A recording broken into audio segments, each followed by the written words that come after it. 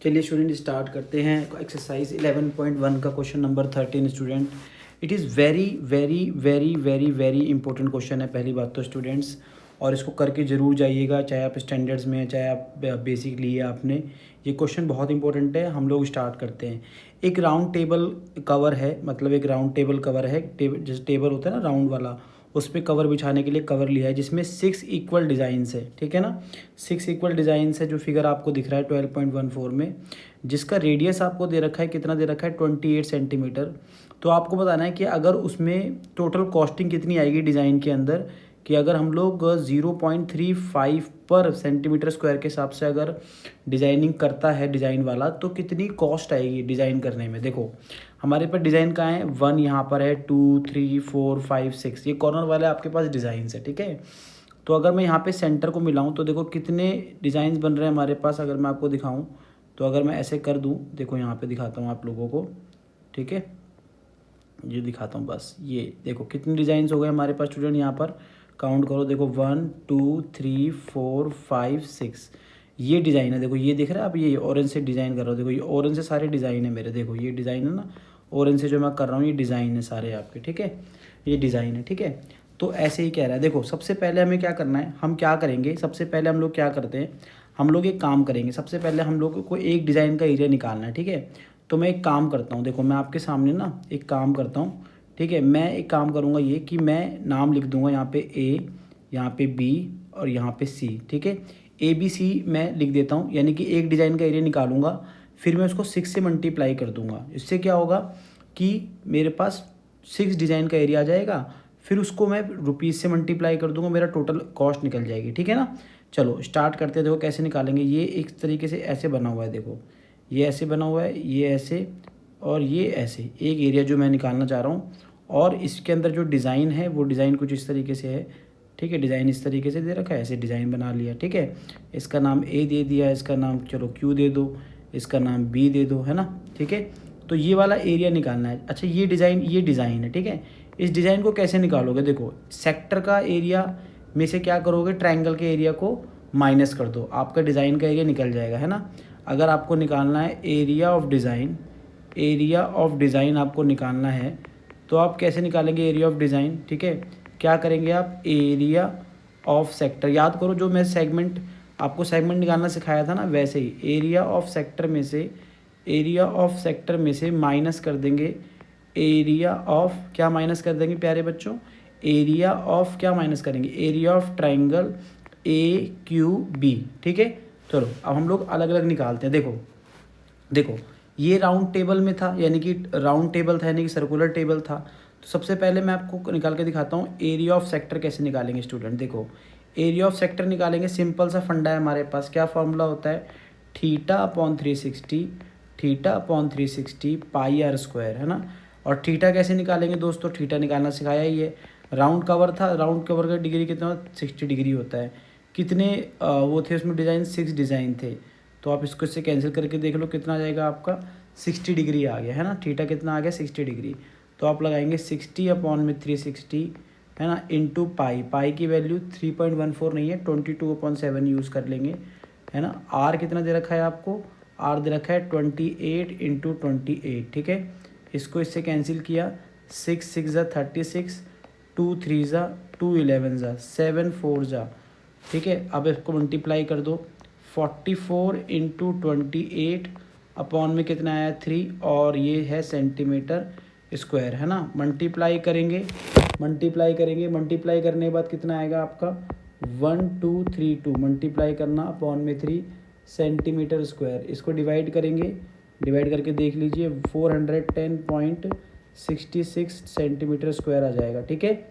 ये आपका आ गया, ठीक है। इसके बाद क्या करेंगे स्टूडेंट आप, इसके बाद क्या करेंगे, इसके बाद हम लोग क्या करेंगे, अब हमें ट्रायंगल का एरिया निकालना है, ठीक है। किसका एरिया निकालना है, ट्रायंगल का एरिया निकालना है, ठीक है ना।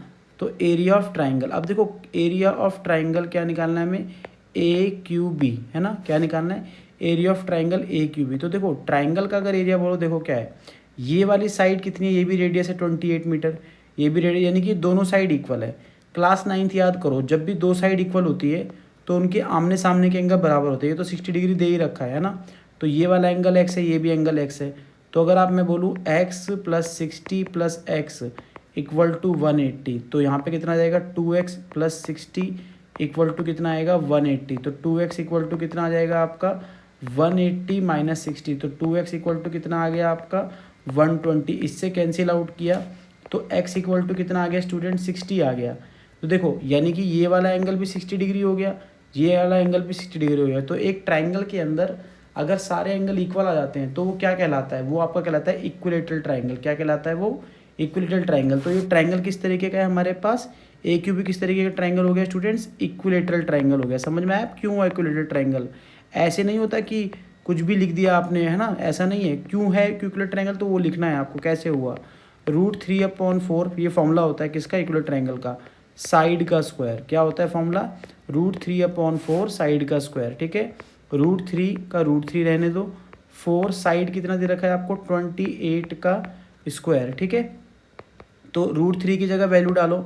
√3 की जगह कितनी वैल्यू दे रखी है क्वेश्चन में 1.73, सॉरी 1.7 दे रखी है। ये 4 हो गया, ये आपका हो गया 28 और ये हो गया आपका 28। तो 4 7 ज़ा 28। ठीक है, यहाँ से पॉइंट हटाया, नीचे 10 लगा दिया, 2 से डिवाइड किया, 2 5 ज़ा 2 14 ज़ा कितना बचा आपका स्टूडेंट 17 × 14 × 7 अपॉन में कितना आ गया आपका 5। ये कितना आ गया सेंटीमीटर स्क्वायर। ठीक है, अब 17 7 ज़ा कितना होता है 119 होता है, इंटू 14 अपॉन में 5। ठीक है, ठीक है, अब इसको मल्टीप्लाई करो, मल्टीप्लाई करके इसको डिवाइड करो।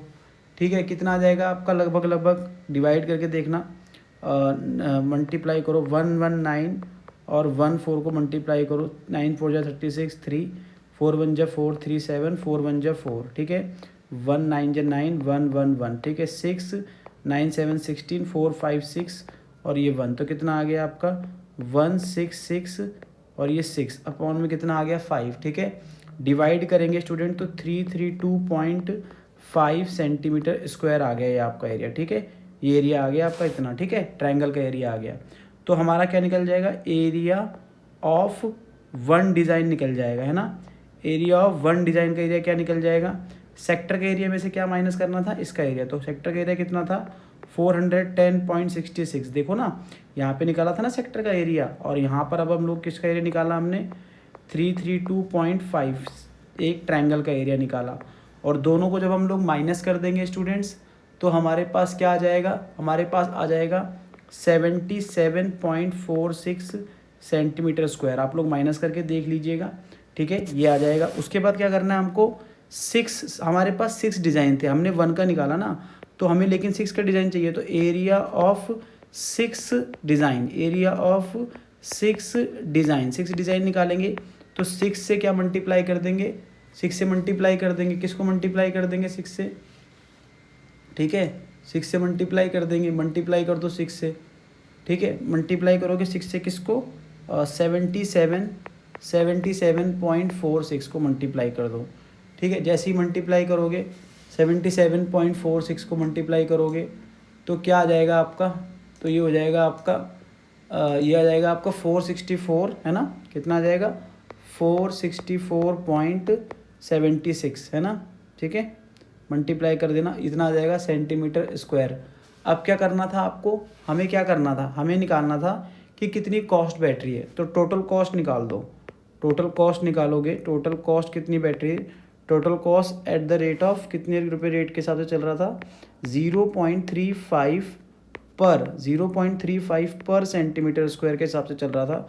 तो 464.76 0.35। स्टूडेंट जब भी पर आपको दिखता है PER लिखा हुआ, इसका मतलब होता है अपॉन में। अपॉन में क्या लिखो सेंटीमीटर स्क्वायर, यहाँ भी क्या लिखा था सेंटीमीटर स्क्वायर। ये सेट कट गया, क्योंकि कॉस्ट निकालनी है तो वो किस में आएगी, हमेशा रुपीज़ में आती है। आपने इसको मल्टीप्लाई किया, जैसे आप इसको मल्टीप्लाई करेंगे आपका आंसर लगभग कितना आ जाएगा 162.6 आपका जो है आंसर आ जाएगा स्टूडेंट। ठीक है, समझ में आया। बहुत ज़्यादा इंपॉर्टेंट क्वेश्चन था, बहुत ज़्यादा इंपॉर्टेंट क्वेश्चन था, जरूर करके जाइएगा। वेरी इंपॉर्टेंट क्वेश्चन था स्टूडेंट्स। ठीक है, thank you student, thank you.